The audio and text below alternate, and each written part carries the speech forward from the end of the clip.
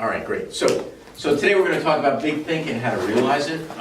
Before we get started, right, I want to get you guys are here for a reason, right? What would you like to get out? Each of you, why did you come today's seminar? What would you like to get out of a big thing for yourselves? Start with Karen and we'll go over it. What would be important to you to get out of today's talk? To be able to feel like I actually could think big and then make that happen. Okay, cool. Yeah. How about you? Well, I didn't know it's gonna be like this big thing, but the reason why I'm coming is every Thursday, just to have the attention on this, why we doing this, why we are in business, and we always learn something. Okay, good. And so a lot of times we start a business and we sort of get caught up in our little worlds a little bit. And sometimes you do need somebody to sort of pull you out of it and actually look at it in a bigger picture of what we're trying to do. How about you, sir? What would you like to get out of it? I'm also here to learn. I missed the first part, so I'm catching up now. Okay. So the concept of big think or thinking big is just thinking outside the box. It's really thinking a lot more. It's like a lot of times what we'll find is people misestimate the effort that it takes to do something, and they set a goal and they never set that goal big enough. In other words, where they set it to be, let's say you want to make $100,000 a year. Well, really to make that, you got to set the goal at $1 million a year. Because this way you're getting way closer. I mean, if you do, let's say you set the goal at $1 million a year and you fail, and you bring home $500,000, it's still better than setting the goal at $100,000 and you come back with $50,000, right? So, I mean, it's really like the bigger you think, the more, honestly, the safer it is. It's actually more of a safety zone and stuff like that. Frank, how about yourself? What would you like to get out of it? Well, I'm going to be starting a new business, so All right, what business? an online plumbing supply. Oh, cool. All That's right, awesome. cool. That's awesome. Have any of you had the experience of starting a business, getting excited about it, and then maybe it even growing for a while, and then it just sort of leveling off and staying there for a long period of time? Has anybody ever had that? Yeah. Has anybody ever had the experience of starting a business and it just goes through the roof and makes gazillions of dollars? Anybody ever had that experience? It's less common. It's less common, but we do. But so it's an interesting thing. It's all, what I find is all perspective, right? So it's also what you estimate the effort of something's going to be. So I'm a podiatrist. I'm also a business consultant. Back in 2000, I had been a podiatrist for about 15 years. And I got, honestly, I got slightly burnt out of it, right? I did it for a while, and I was like, man, I've done this for 15 years. I'm 40-something years old at that point. I'm done. I'm basically going to buy a consulting company, work sort of a little bit, and not really kill myself, right? My viewpoint was, I worked hard enough. Okay, so I retire from podiatry, right? Start the consulting company, and a year later, miss being a podiatrist. And it was an interesting thing because I was like, listen, I'm done with podiatry. But interestingly enough, I wasn't done with podiatry. I was done with one aspect of it. Here's what I found. Here's what really burnt me out and actually caused me to think little and actually caused me to think smaller. When I finished my residency program, I did this great surgical residency program, and there was a doctor, one of the doctors that was the head, took me out to dinner the last night and said, Dan, you trained at Beth Israel Hospital, you did a great program. Let me give you some words of advice, right? What you should do, no matter how big you get, is always do nursing homes and always do house calls because they're going to be your bread and butter. In other words, if things go bad, you can always go to a nursing home. Now, what does a podiatrist do at a nursing home? Basically, you're cutting toenails. I mean, there's some nice people, but when you do that for 10 years, I mean, it's a little rough, Is that what you did? I did. You literally went and cut to... I mean, it was fun. It was a lot. The first 5 years were fun, but after 5 years, it sort of gets a little old. But I never quit. As busy as I was getting, I always spent at least a day a week in nursing homes or doing house calls and stuff like that. Wow. And I did like doing it. I But never even knew podiatrists did house calls. oh Are you yeah, I mean, kidding? a lot. It's a lot. We did a lot of that. I didn't need to, right? I mean, the truth of the matter is well, without going into too much of it, but there was more, you could treat more patients by having them come to the office than you could, Sure. spending hours trying to go to their house, and then it was rough, But I hated doing that. So what happened was, I hated it so much that I stopped actually wanting to be a podiatrist. And I started really going, I mean, there's other things involved, but I'm giving you just looking back on it, there were certain factors that I said, why did I actually leave at that point? And so looking back on it, a year later I had left, I'm like, man, you know what it was? I actually didn't like doing that aspect of it, okay? And I said, you know what, I am gonna go back, but I'm never gonna do that part again, okay? And what I found out was when I went back, and I said, I'm never doing nursing homes, I'm never doing house calls again, okay? My whole life changed because I loved being a podiatrist again. I also decided that I was never gonna go back full-time, right? So the practice, I built my practice now, it's in the top 3% of all podiatry practices in the country, and I do it really as a podiatrist about 6 hours a week. So it's that organized, okay? There is no nursing homes, there's nothing, I don't do anything that I don't like to do. You know what, but that's the key. And when I say to people like, you gotta start thinking big, okay? If you're looking at your own jobs, right, and there's parts of it you don't like, okay? And I come along and I say, guys, man, let's start thinking big. What's the first thing you start thinking about? Crap, I gotta do more of that? Oh, right. You know what I mean? It's Right. like, I actually don't. So one of the first things to thinking big, I think, is really analyze what that means to you and who you see yourself as if you were big. Like, where would you like to be? What is the ideal you? You know, what is that ideal business? And what parts of it are you not willing to do? Because you're going to have to give up, usually some aspects of it. So it's your game. I mean, it's your game to win. You know, most people think that they try to keep things slow. I mean, it's the same, you know, it's the same thing when you go into a business and you try to expand it, and there's aspects of the business the person doesn't feel good about. And I'll go, like with doctors, I work with a lot of doctors. As a consultant, we want to go in and help them get this big business, right? Get these practices to grow. But if there's areas that they're having a hard time keeping up with, like note-taking, if they feel their note-taking isn't keeping up with the insurance guidelines, right? And they're worried that, hey man, I'm going to get so big, and then what's going to happen is I'm going to get an audit, and somebody's going to come in and look at my notes. Guys, do they want to get big? Right, no. No way, you know? And you ask them to come to one of these seminars when you say, hey, big thing, and they're like, I'm not coming. If you do get them there, they're not paying attention, because it's not real, because they've got aspects of it that they can't look at. So I just think that, like, when you start to preface that, and maybe what I would ask you to do later on is actually to sit down and write up the things in your own life and your own business that you would prefer not to do, or that you really don't want to do ultimately as you get bigger. How does that sound, right? So that's probably a drill we're going to do at the end of this a little bit more. Now, when we're talking about thinking big, let me give you just a little bit more on it before I jump into this, but it's also like really viewing whatever you're doing outside of the box of what most people are looking at. And I'll give you an example of this. How many of you heard of Zappos shoes? Yeah. Right? Okay. So Zappos shoes is formed by this guy, Tony, I can't pronounce his last. Hsieh. Is that, okay. So Tony, he started the company like, 10 years ago from zero. And he built it up to an online shoe store. It's the biggest one. He sold it for $1.2 billion. Billion. $1.2 billion from zero. Okay. And you say, well, how did he do it? Well, what happened was at one point it wasn't going that well. And it looked like he was going to lose all of his money and he was going to go bankrupt. And he was at the edge of his, they couldn't make the actual, they couldn't make payroll. They had to borrow money. And he sat with his partner and he said, listen, we need a miracle. Let's go out for a beer. And they basically went out to a bar and sat there, and he said, man, he goes, I can't figure it out. It's not going well. He goes, there's nothing that we're doing that I see is really going to work. We really need a miracle. He goes, what do you think we're doing well? And the guy and his partner said, the one thing I can say is I just got a letter from one of our clients who said it was the best service he'd ever seen anywhere, and he was so blown away that he was going to tell all of his friends. And at that moment, Tony realized something. He realized that he had been looking at the business in the wrong fashion, that he had looked at Zappos as a great shoe store that gave great customer service or good customer service.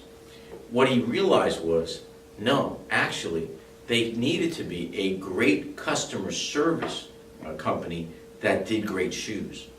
You see, it's a subtle difference, right? And I even looked at it in my own podiatry practice, and I said, listen, if we step back, okay, because our waiting times were starting to get a little bit longer. To see the doctor was starting to get sometimes up to an hour, okay? And I said, well, you know what, for other podiatrists, it's not that bad. based on the volume. We're seeing a huge volume, okay? So if we're looking at ourselves as this awesome podiatry, practice that happens to be really good at customer patient service, it's probably okay, okay? But if we flip that and we say, no, listen, we're a patient or a customer service company that happens to give great podiatry, does that waiting time work out well for us? Absolutely not. You see, it's putting a much brighter light on the whole company and saying, wait a minute, where's the weaknesses? Okay, we can't tolerate that anymore. And that's what Big Think is. Big Think is being able to look at yourself and honestly say, hey, how do we realistically take this to the next level? So there's a couple of things that when you do look at a company, you're going to look at. Okay, the first is the efficiency of whatever it is that you're doing. The efficiency. Here's a definition of efficiency. The level of resourcefulness one displays for achieving what is desired without the wastage of time, personnel, materials, etc.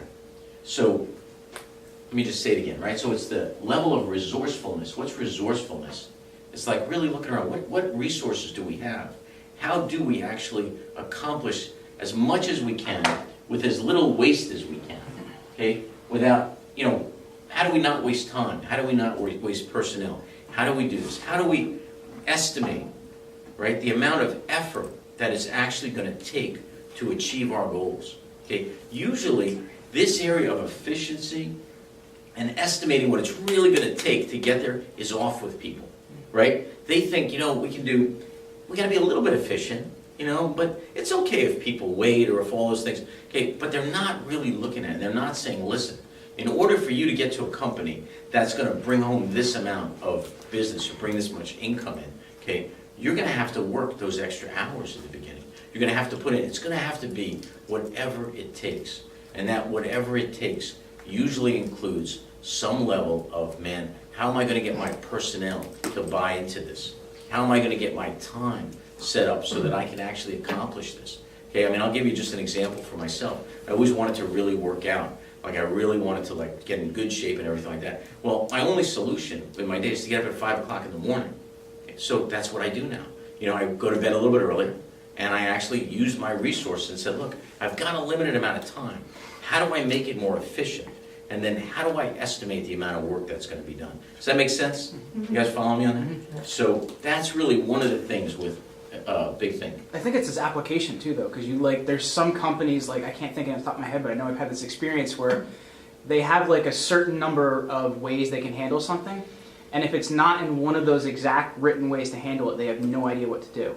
And right. it wastes time and resources and everything else because it's like, oh, well, I wasn't taught how to handle this. I have no idea. They can't think outside the box. Well, this is where it comes into, you talk about personnel here, okay? If you want to get big, you have to surround yourself with people that think big, okay? If you're not a stickler from who you surround yourself with, okay, you never get there. I just found there's the book Good to Great by Jim Collins. He talks about this, right? What he did is he looked at, there's good companies, right? Good company would be a company that's been around 10 years doing well, and there's great companies. And he defined a great company as a company that had been there for 30 years, had gone through recessions, depressions, and survived and kept growing. And he said, what's the difference? What's the factors that made that difference? And what he discovered was it was personnel. The great companies spent more time, the way he phrased it, worrying about who they got on their bus than even where the bus was driving. So in other words, they recognized that if they surrounded themselves with awesome personnel, guess what? Nothing else really mattered because the personnel would figure it out themselves, right? So that's what I found to be successful is bring on board people that actually can think for themselves.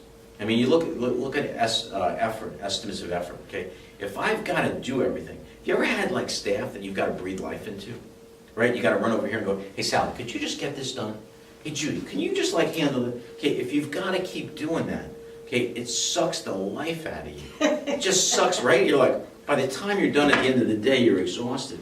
Versus surrounding yourself with people that are actually giving you stuff. That's what I did. You brought in Jeremy. Jeremy, unbelievable. Jeremy, unbelievable. But it's the difference. It's really the difference. Yeah, it Right now, is. well, let me ask you a question, Karen. So, have you ever had anybody that wasn't a Jeremy? All my other employees weren't Jeremys. Right, and how did that work?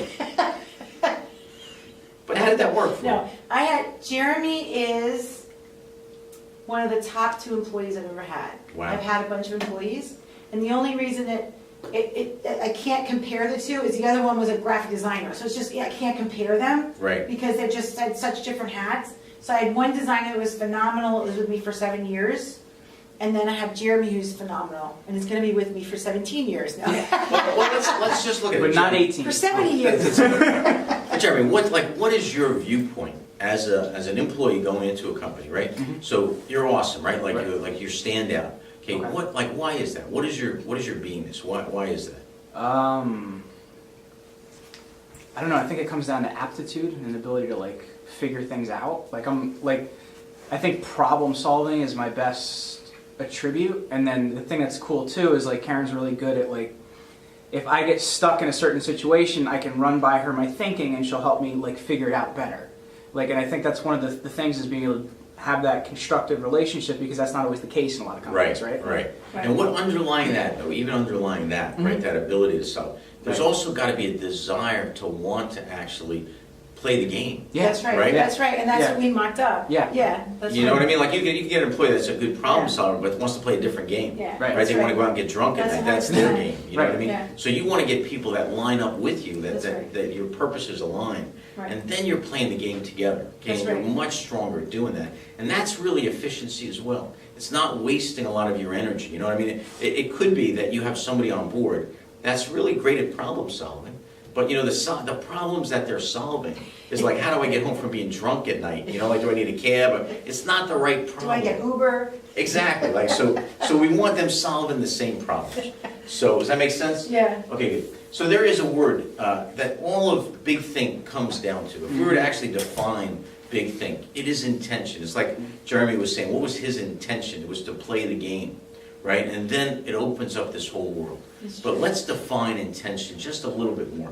So here it is. So intention is the command factor as much as anything else. What's a command factor? It's like the thing, man. I'm going to like command. This is the thing that's going to happen. Okay, so intention is the command factor as much as anything else.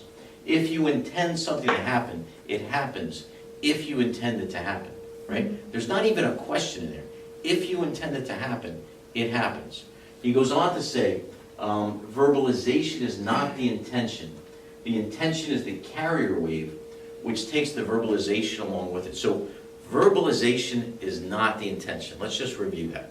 So I could tell you, guys, I could say, you know what? I am going to be the biggest podiatrist in the world. And that's what I want to do, right? I can say it a couple of ways. I can say, hey guys, you know what? I'm going to be like the best podiatrist in the world. Okay? All right. Now, do you believe that I'm going to be the best? Or I can say, guys, I'm going to be the best podiatrist in the world. Okay? It's the same words. Okay? It's a different intention level. It's not just my verbalization. Right? Have you guys ever seen anybody enthusiastic? They're always enthusiastic and they don't accomplish a damn thing. Right? They're just running around, just going, they can get pumped up about something, man. I'm gonna do that. I'm gonna start my own ice cream like company. It's gonna be the best company. And you run into them like 3 months later and you go, how's the ice cream company? And they go, what are you talking about? I just started a shoe store. You know what I mean? It's like they're talking a good game and they're enthusiastic. But interestingly enough, there's something even above enthusiasm, right? Who knows what that is on the tone scale? It's action. It's action. Okay? So you can be as enthusiastic as you like, but it doesn't mean you're going to win because you still have to go into action. And the nice thing about action, we're talking about winning a big game, okay? When you go into action and you start to win, you know what happens? You get enthusiastic. Yeah, that's right. You get enthusiastic. I mean, this is the trick to Big Think. It's not always like, I don't particularly believe that you always have to say like, oh my God, I like this major dream I'm going to go towards. I mean, you could just say, hey, listen, wherever I am right now, I'm going to get so damn good at what I do that I'm going to actually love it. Jeremy. One of my favorite authors is a guy named Cal Newport, And I forget what the name of the book is, but the big point that he makes in there is that following your passion is a really bad idea because Okay. it can lead you in all sorts of different directions. He's like, if you find something that you're really good at, Right. and you get so good at it that you can really do great things, then you become passionate about that. That's when you start having fun. You know, absolutely, and I totally find that to be the truth, right? I mean, like, you look at it like this. If you are a receptionist, let's say, and you're answering the phone, okay, you're working in my office, and every day as you're on the phone, I'm kicking you in the leg, okay? I'm just kicking you in the leg all day long. You while you're on the bastard. phone. What a bastard I am. But at the end of a month, what are you going to say? You're going to say, you know what? I hate working there. I hate being a receptionist, and I'm actually not that good at it. I'm a little, I'm introverted, I'm not that good on the phone, blah, blah, blah. But instead, if you came to work with me, and every day you answered the phone, and I laid $1,000 in cash on the table and said, hey, great job, and walked out of there. Are you hiring, Dan? Absolutely, you're right. But what would happen after a month? Okay, you would go, you know what I love? I love answering the phones. I'm a great receptionist. And I'm very extroverted, by the way. You see, it's just simply that you won enough, that your enthusiasm came up, and your intention came up. Okay? Does that make sense, guys? You see, so this is really like the thing. So like I always look at life and business and say, well, what action do I need to get in what direction so that I can build my enthusiasm, get really good at it, and actually align that with my intention, okay? And when those things align, man, it's like the skies part. I mean, it's just like, man, things just start to happen. And I'll give you just an example of this with Jeremy, which is interesting, with Brielle, right? So on Thursday, a couple of weeks ago, I'm like sitting there going, listen, I really want to take the podiatry office to the next level, right? And I know Jeremy's got like this awesome podcast, Create Your Life, #1 in the world, unbelievable, right? Just an amazing. Right. But I said on Thursday at about 4 o'clock, I remember the time because I'm like, man, you know what I got to do? I got to talk to Jeremy about helping me do a podcast on health to really like get the practice going and all this kind of stuff. I mean, it's just different thinking. It's thinking outside the box. But I'm like, man, I don't want like one practice. Okay, it was also the point that I sort of realized, like, I actually want to run 100 practices. And I think it just gone boom. Okay, and now it's like, well, if you're going to do that, you've got to come up with a solution that's not normal, because it's not usual that somebody's going to run 100 practices. And the first thing I said was, what's my resources, man? Well, wait a second, I know Jeremy. Okay, I don't know what his dreams are, what his goals are, but let me approach him and see if he can help me put together this podcast. So I saw his wife, Brielle, on Friday, and I said, hey, Brielle, I need to ask Jeremy if he would help me with this podcast. Now, what happened to you guys that day on Thursday? What was the thing that you came to a realization about the same? Now, without us talking, right? Yeah, We're without us talking, we decided that that's what we wanted to do. We wanted to start a company, and we thought that you'd be the perfect candidate to be a pilot for the program. So, I mean, like, right? So, and it just, like, when I said that to you on Friday, you sort of went white, and you were like, what the hell? Like, it was like... So Brielle calls me, she goes, I don't think we have to have a conversation with Dan. I'm like, why? She goes, he asked me. See, it is like that, though. Funny. It's a weird thing. It's a weird thing how life flows. That's okay? intention. That was It's intention, man. It's Sorry. just boom, right? And it really, honestly, wasn't the verbalization either. It was simply the intention, because we never talked. Okay, we talked the next day, but our intentions had lined up. Okay, if you can surround yourself by people like that, where your intentions are lined up, how big can you get? God knows. I mean, it's only limited by yourself. That is a big thing, right? So before we go into the next part, everybody good with that? Any questions on that? Okay. So I want to define a word, because we're going to actually use this word in a little bit, but it's a thing called a real why, right? So let me go over what a why is first, and then I'll go over a real why. A why is this. I could say to you, hey guys, why isn't your business doing that well? And you would come up with, you know why, Dan? Let me tell you. I'll tell you what. The economy in my area is so bad. It's really horrible, okay? Or, Dan, you know, the weather has been just horrible. Or, you know, the government is really out to get... Do you know, there's all of these whys. And the interesting thing is they may have some truth in them. They may have just a little bit of truth in them. But there's nothing you could do about the weather. You see, they're whys that are excuses. They're not allowing you an action solution, right? We talked about action, right? You need to figure out a way, how do I actually do something about that. So what we're looking for in every situation where things are not going the way you want, where you're thinking big, but you're struggling to get there, okay? We're looking for this. It's called a real why. And here's what a real why is. So a real why opens the door to handling. If it does not, then it is a wrong why. So it's got to open the door to handling, right? If you tell me that the economy is bad and that's why you're not doing well, the only way to correct that is to go and correct the economy. Are you going to be able to do that realistically? No, right? There's no way. So is that a real why? Absolutely not, right? So when you have a right why, handling becomes simple. Like the word simple, what's simple? Easy, right? The handling becomes simple, right? So if you're banging your head against the wall, do you probably have the right why? No, because it's not simple, right? So the more one has to beat his brains for a bright idea to handle, the more likely it is that he has a wrong why. So the more difficult this thing is, okay, the more you probably don't have the right why. The why will be how come the situation is such a departure from the ideal scene and will open the door to handling. So an ideal scene is this. You have an existing scene, okay? Whatever your business is, it has an existing scene. And you have an ideal scene where you want to go, okay? The difference from where you are to where you want to go is where your intention is going to carry you, where your actions are going to carry you. But if you're actually not able to see a clear and simple answer to how to get there, even though it may be a couple of years, you may say, listen, I want to make $20 million, okay? But if you actually understand like how to do that, and you got the why, you can plan it out. It's just when you're saying, I want to make $20 million, and you're making $5, and you see yourself next month making $5, and you see yourself honestly in a year making $5, what do you know is missing? Probably the real why. You haven't really got the reason. You know what I mean? And so, you know, you can get enthusiastic and all those things, but eventually you're going to burn out on it because you're actually not finding the real thing, the real reason behind it. And when you do find it, it is simple. And for myself, I find it to usually be like a little bit of a aha moment. Okay, and for me, like as an example of a real why, okay, when I was telling you about the How to Deliver Happiness book with Zappos, Right. that realization that we were giving great podiatry, as a podiatry practice, and good customer service, and we should be giving great customer service, it actually opened up like, wow, wait a second.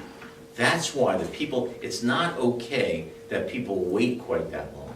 You see, like that, just that slight adjustment, and all of a sudden you see the stats just go, the statistics start to jump like that. And it's simple. I mean, it just was like, wow, that's so simple.